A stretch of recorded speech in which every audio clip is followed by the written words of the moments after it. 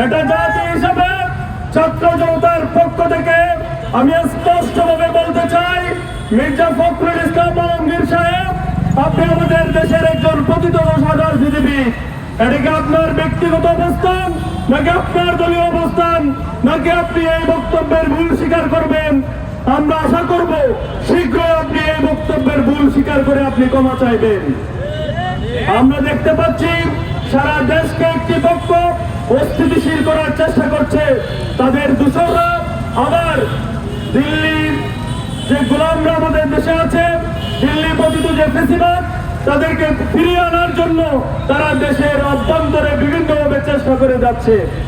আমরা আজকে স্পষ্টভাবে বলে দিতে চাই, জুলাই জনতা, জুলাই জেনারেশন বেঁচে থাকতে খুনি আওয়ামী লীগের যাদের রক্তে তাদের হাত 2000 শহীদের রক্তে রঞ্জিত, সেই শহীদদের, আহত গাজীদের এবং বাংলাদেশে 16 বছর ধরে অব্যাহতভাবে ফেসিবাদী খুন, গুম, আয়নাগর সৃষ্টি করে যেভাবে সারা দেশের মানুষকে জিম্মি করে রেখেছিল, তার বিচার না হওয়ার আগ পর্যন্ত আওয়ামী লীগ বাংলাদেশের রাজনীতিতে ফিরে আসতে পারবে না।